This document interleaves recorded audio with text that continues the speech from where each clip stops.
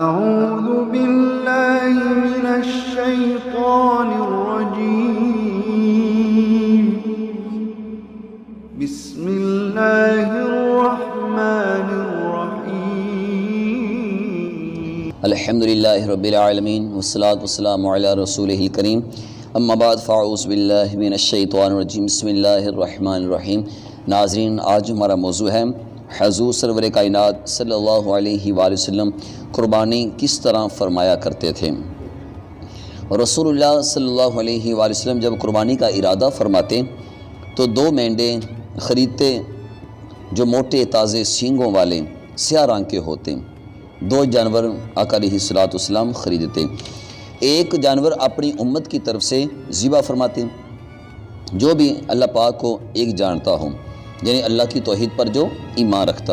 اور آپ صلی اللہ علیہ وآلہ وسلم کی رسالت کا قائل ہو۔ دوسرا جانور حضور سرور کائنات صلی اللہ علیہ وآلہ وسلم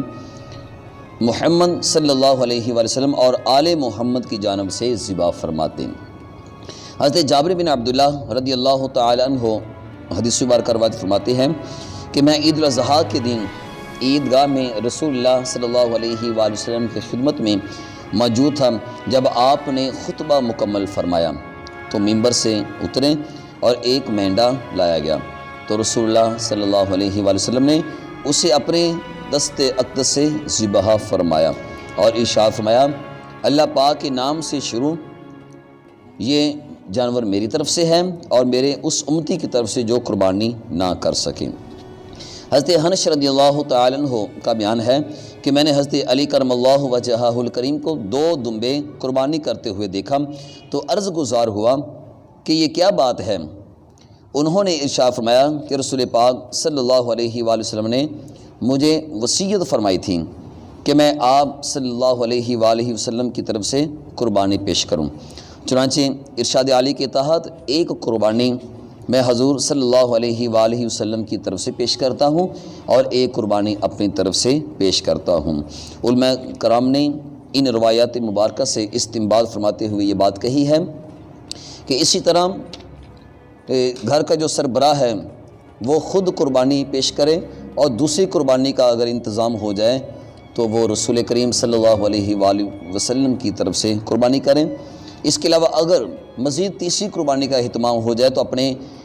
مرحومین والدین کی طرف سے قربانی کر سکتا ہے، لیکن اگر صرف قربانی ایک ہے تو ایک قربانی وہ گھر کا سربراہ ہی کرے گا، آقا علیہ السلام کے نام کی یا مرحوم والدین کی طرف سے ایک قربانی نہیں ہوگی، گھر کا سربراہ وہ اس قربانی کو کرے گا۔ اگر آقا علیہ السلام کے نام کی قربانی کرنی ہے تو دوسری قربانی کا اہتمام کرنا ہوگا۔ اس طرح اپنے والدین کے نام کی قربانی کر سکتے ہیں، ان کے لیے تیسری قربانی کا اہتمام کرنا ہوگا۔ جس نام کی آپ قربانی کرنا چاہتے ہیں آپ کر سکتے ہیں،